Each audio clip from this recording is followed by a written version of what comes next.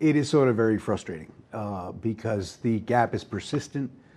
In some places it's growing, and we're not making sufficient progress.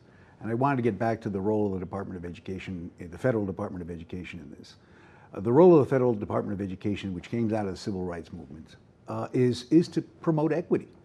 Is that the funding of the federal government would make sure that all kids have the same opportunities to do well in school, go on to graduate from high school and go on to college.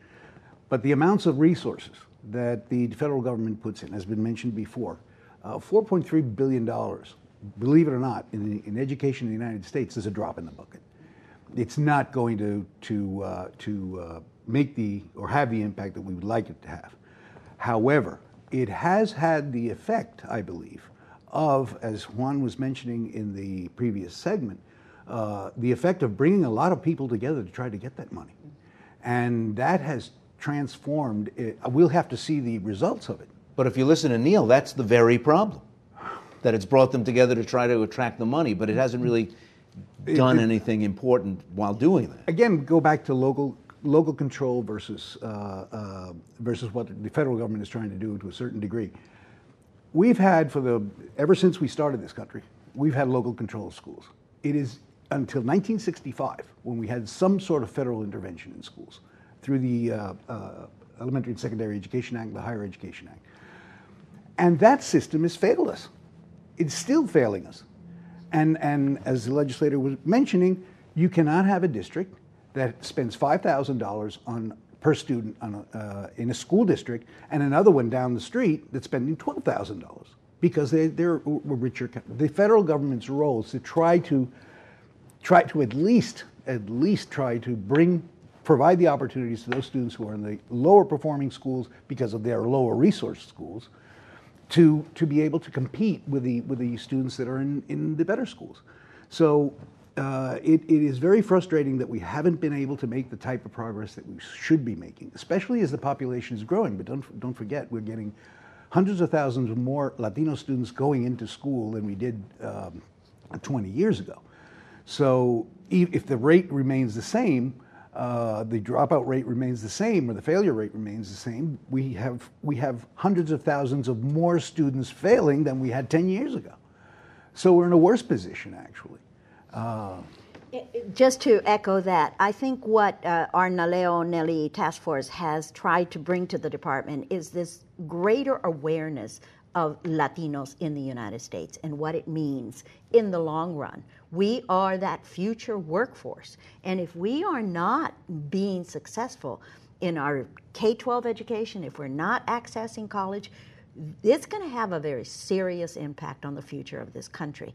And it's because of that, and we have the data, we projected it out, there's no doubt that Latinos are going to be the numbers of this country, and a huge number. Already they're 1 in 5 in every one of our entering kindergarten classrooms.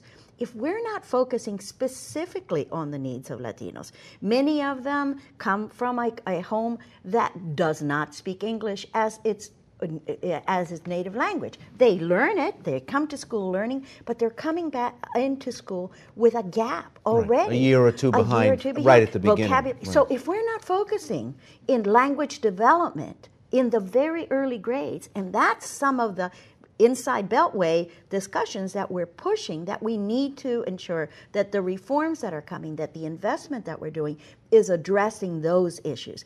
And that's where we have a quarrel with the department, because until really fairly recently, there was nobody even in the Title III office that would be advocating for ELLs and for Latinos. We don't want to say that every Latino is an ELL, but we know that most but part even of the ones that aren't, it's not putting up the kind of results that... Our graduation rates are disastrous. We have got to focus if we're going to change that. And if you focus on low-performing schools, like you do in Race to the Top, and don't say you have to focus specifically on the high dropout rates of blacks and Latinos and do something that is culturally, linguistically appropriate for turning that around, it's not going to happen.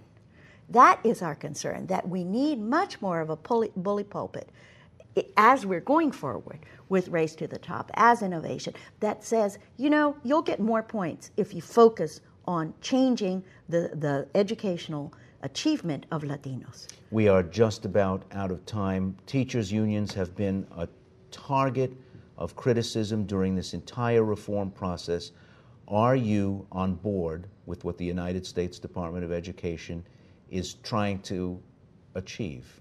Are you pulling on the same end of the rope at long last? We all want something better for all of our students, especially for those students that are in the most challenging situations. We have huge problems with how the grants are put together and tying teachers' evaluations to a student's test score and things that don't make any sense. But what we have with the Obama administration is we have someone who's willing to listen to what we bring. He'll say, make your case. I will listen to you. And so we are making our case. We're bringing research. We're saying here are some ideas that are working, and we have places that we can show the Department of Ed. Here's where the union has actually helped that school community. And so we have great hope that things are going to get better. We know that they want to place the resources in the right place. And if they work with teachers, we can help them. Neil, quick final comment? Yeah, I think it was interesting. We all laughed when you said it, but politicians lie. And yet we continue to say that the way to run education is to ultimately give the politicians control, give government control. And we see that has failed, and we see it's failed over 40-some years of federal involvement. There's no reason to believe that's going to change. So what we have to do is give that money to parents. Give them control over schooling. Let them choose schools. Let them choose all these parochial schools that have done such a good job for so long that are going out of business, because you can't compete with free government education that's ultimately run by politicians who do often lie.